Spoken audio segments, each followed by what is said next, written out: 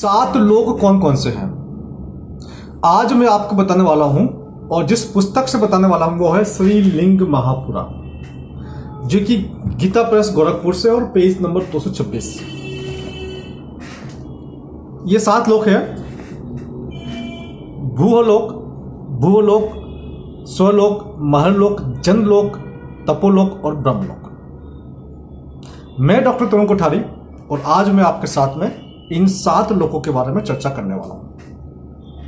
आप लोगों ने गायत्री मंत्र सुना होगा, ओम भूर्भुवः स्वः तत्सवितुर्वरेण्यं भर्गो देवस्य धीमहि धियो यो न प्रचोदयात्। इस मंत्र की व्याख्या आज नहीं करेंगे, आज इस मंत्र पर चर्चा नहीं करेंगे, लेकिन मंत्र के जो 3 शुरुआत के शब्द है ओम भूर्भुवः स्वः, ये 3 लोगों की बात हो रही है यहां पर। भूर यानी कि ये भूलोक, ये पृथ्वीलोक जिसपे हम लोग रहते हैं, जिसके ऊपर पेड़ पौधे हैं, मनुष्य है, जीव जंतु है, पशु पक्षी है और जल के प्राणी हैं। इसके बाद होता है भूहलोक, जिसे हम भुवन लोक भी कहते हैं। वो है सोलर सिस्टम, जहां तक सूर्य की रोशनी जाती है वो है भूलोक। तो भूलोक कौन सा? पृथ्वी। और भुव कौन सा? जहां तक सूरज की रोशनी जाती है वो है भूवलोक। और उसके ऊपर होता है स्वलोक। और स्वलोक में क्या होता है? स्वलोक में हमारे जो देवता है और कुछ ऋषि मुनि, कुछ गंधर्व, कुछ अप्सराएं, कुछ वसु वहां रहते हैं। वहां उनका काम क्या है? पूरी सृष्टि का मैनेजमेंट का काम है। और स्वलोक के जो प्रधान है उस पद का नाम है इंद्र। इंद्र कोई व्यक्ति नहीं है, पद है, जैसे प्रधानमंत्री, राष्ट्रपति है ना, ऐसे इंद्र एक पद का नाम है जो कि स्वलोकों के प्रधान है, जो पूरा सिस्टम को मैनेज करते हैं, उनको मैनेज करने का काम किया गया। इसके ऊपर होता है महरलोक। महरलोक में कौन होता है? ऐसे ऋषि मुनि, जो ऐसे तपस्वी जो देवताओं से भी आगे होते हैं, उन्हें कहते हैं महरलोक, जहां रहते हैं महर्षि। और ऐसे ऋषि मुनि अपनी शक्तियों के बलबूते पर किसी भी ऊपर या नीचे जा सकते हैं, किसी भी आयाम के अंदर वो कभी भी आ जा सकते हैं। उनका जो सूक्ष्म शरीर होता है, उस सूक्ष्म शरीर के माध्यम से वो कहीं भी यात्रा कर सकते हैं और बहुत ही कम समय के अंदर यात्रा कर सकते हैं। इसके ऊपर होता है जनलोक। जो 5वां है वो है जनलोक। जनलोक में और अधिक उच्च कोटि के ऋषि मुनि होते हैं, जो इस ब्रह्मांड के बाहर तक भी यात्रा कर सकते हैं। उनकी इतनी अच्छी तपस्या होती है। अगला होता है तपोलोक। तपोलोक में वो ऋषि मुनि है, वो तपस्वी है जो लगभग इमोर्टल है, जिसको हम लगभग, हालांकि इस पूरी सृष्टि में और इस पूरी सृष्टि के बाहर जितनी भी सृष्टि है, सब कुछ पैदा होता है और नष्ट होता है, बनता और बिगड़ता है। ये अनादि और अनंत है, लेकिन चलता रहता है। तो कुछ भी स्थायी नहीं है, सबकी मृत्यु होती है। हाँ, लेकिन वो समय इतना अधिक होता है कि हम कहते हैं कि वो अमर है, अमृत है। वो है तपोलोक। तपोलोक के उनकी इतनी पवित्रता होती है, वो बहुत ही ऊपर तक होते हैं, ब्रह्मलोक के बिल्कुल पास में होते हैं। और उनसे ऊपर होता है ब्रह्मलोक, यानी कि ब्रह्मा जी का स्थान, जहां ब्रह्मा जी रहते हैं। और ब्रह्मा जी वो सुप्रीम कॉन्शियसनेस कह सकते हैं, और वहां से व्यक्ति आता नहीं है, जाता नहीं है, एक प्रकार से वो मोक्ष लोक भी कह सकते हैं आपसे। तो इसमें ये जो पुस्तक है ये क्या कहती है? पृथ्वी तल से ऊपर ध्रुवलोक पर्यंत 15 नियुत योजन की दूरी है, और भूपृष्ठ से भानुमंडल, भानुमंडल से मतलब है इनका सोलर सिस्टम, जहां अंत हो रहा है, वो है 1 नियुत योजन दूरी है।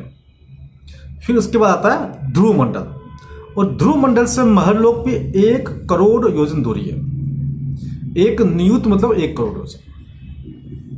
महरलोक से जनलोक 2 करोड़ योजन दूरी पे है। जनलोक से तपोलोक 4 करोड़ योजन दूर है। तपोलोक का एक नाम प्रजापाति लोक भी है। और इस तपोलोक से ब्रह्मलोक 6 करोड़ योजन दूरी है। कुल मिलाकर के ब्रह्मलोक की दूरी जो है वो 15 करोड़ योजन है। इसके बाद में नीचे 7 नरक भी होते हैं और इन नरक के कई प्रकार होते हैं, कई कोटि होती हैं। और ये सब ऐसे कई ब्रह्म लोक होते हैं, उनसे विष्णु लोक बनता है और उससे कई विष्णु लोक से शिव लोक बनता है। और वो सब कुछ शिव है, सब कुछ शिव में है। ऐसे शिव जो होते हैं वो जिनका न आदि है न अंत है, जो अनादि है और जो अनंत है। ऐसे आदि और अंत से रहित भगवान अनंत पुरुष प्रधान वाले बुद्धि अहंकार आदि है ना, और 7 तत्व प्रधान मूर्ति 16 अंग वाले हैं। 16 अंग मतलब 5 महाभूत, 10 इंद्रिया और 1 मन। 5 महाभूत हो गए, आकाश, वायु, जल, अग्नि और पृथ्वी। 5 महाभूत हो गए। पंचेंद्रिया, 5 5 ज्ञानेन्द्रिया और 5 कर्मेंद्रिया। 10 तो 10 और 5 15 होगा और 1 मन 16। इस 16 को इन लोगों ने अंग बोला, 16 अंग। और इन्हीं से सब देवता, विमान, स्थावर, जंगम इसमें स्थित होता है। ये जो शिव है, इन्हीं अज, शिव को अज भी कहा गया, अज यानी शिव। इन्हीं शिव के नियोग से कई ब्रह्मांड पैदा होते हैं, कई ब्रह्मा जी पैदा होते हैं, इसे कह सकते हैं हम। और एक एक ब्रह्म से एक एक अंड पैदा होता है, उसे ब्रह्मांड कहते हैं। और एक एक ब्रह्मांड से ज्योतिर्गणों से धीरे धीरे विश्व पैदा होता है। जो सब कुछ है वो शिव में है। मैं डॉक्टर तरुण कोठारी, और जैसा कि मैंने आपसे कहा था कि मैं प्रत्येक गुरुवार को, प्रत्येक वीरवार को आध्यात्मिक चर्चा आप लोगों के साथ करूंगा। उसी क्रम में आज 3रा वीडियो है। पिछले वीडियो में कुछ लोगों ने बताया कि कलयुग की आयु इतनी नहीं है, इतनी है, इस शास्त्र में उतनी लिखी हुई है। हो सकता है, मैं ये नहीं कह रहा हूं कि जो मैंने बताया, मैंने ये कह रहा हूं कि मैंने इस पुस्तक से पढ़ के बताया, श्री लिंग महापुराण से पढ़ के बताया कि भाई सतयुग की आयु कितनी है, त्रेता की कितनी है, द्वापर की कितनी है, कलयुग की आयु होती है। आयु का संध्या काल भी होता है, संध्या काल के बाद रात्रि काल भी होता है।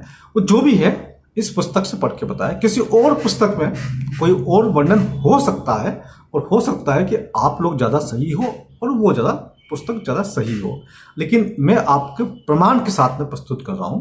आपके पास कोई दूसरा प्रमाण है, आप प्रस्तुत कर सकते हैं। चर्चा के लिए हमेशा तैयार हैं, क्योंकि चर्चा से ही निष्कर्ष निकलेगा। तो मैंने आपको मेरी राय नहीं बताई कि भाई कितने क्या है। मैं तो खुद एक ज्ञानार्थी हूं। मैं तो ज्ञान प्राप्त करने की कोशिश कर रहा हूं। जो जहां जहां मुझे मिला वो मैं आपके साथ में शेयर कर रहा हूं, आपको बता रहा हूं कि यहां मैंने ये चीज पढ़ी है। आपने कहीं और कुछ पढ़ा हो तो आप मुझे बताइए। इसी क्रम में अगले गुरुवार को फिर मिलेंगे एक नए आध्यात्मिक वीडियो के साथ में। तब तक के लिए जय हिंद, जय भारत।